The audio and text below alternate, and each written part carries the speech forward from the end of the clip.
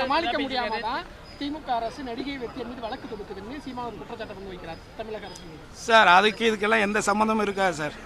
எனக்கு தெரிஞ்சு அதுக்கெல்லாம் இதுக்கு சம்மந்தம் கிடையாது. அரசியலில் பொதுவாகவே நானாகவே இருந்தாலும் நான் எதிர்த்து பேச வேண்டியது யாரை மீது குறை சொல்லுவோம்? ஆளுகின்ற அரசின் மீது மட்டும்தான் குறை சொல்லுவோம்.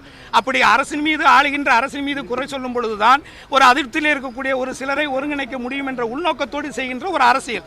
இது ஆண்டாண்டு காலமாக உள்ள அரசியல் தான். பொதுவாழ்வு என்பது முத்தமிழறிஞர் கலைஞர் சொன்னதை போல் பொதுவாழ்வு என்பது பூங்கா வினோதமல்ல, புயலை எதிர்த்து நிற்பது. அவ்வளவுதான். அது இன்னைக்கு இருக்கக்கூடிய நிறைய பேருக்கு தெரிய மாட்டேங்குது. பொதுவெளியில பெண்களை பத்தி ரொம்ப மோசமாக விமர்சனம் பண்ணியிருக்காரு. அதாவது விரும்பி தானே வந்தாங்க, நான் கட்டாயப்படுத்தி இது பாலியல். இப்போ இது உண்மையிலே நானும் நேற்று தொலைக்காட்சியில் பார்த்தேன்.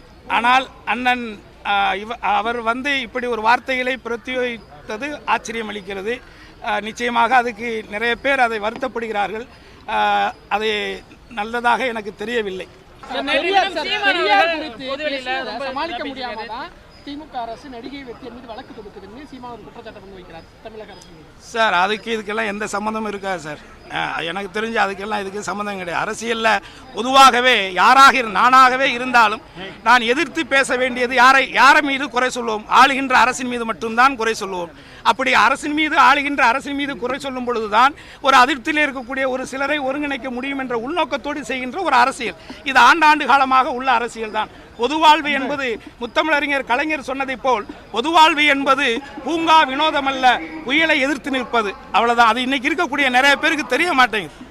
பொதுவெளியில பெண்களை பத்தி ரொம்ப மோசமாக விமர்சனம் பண்ணியிருக்காரு. அதாவது விரும்பி தானே வந்தாங்க, நான் கட்டாயப்படுத்தி இது பாலியல். இப்போ இது உண்மையிலே நானும் நேற்று தொலைக்காட்சியில் பார்த்தேன். ஆனால் அண்ணன் அவர் இப்படி ஒரு வார்த்தைகளை பிரயோகித்தது ஆச்சரியம் அளிக்கிறது. நிச்சயமாக அதுக்கு நிறைய பேர் அதை வருத்தப்படுகிறார்கள். அது நல்லதாக எனக்கு தெரியவில்லை. செய்திகளை உடனுக்குடன் தெரிந்து கொள்ள உடனே சப்ஸ்கிரைப் பண்ணுங்க.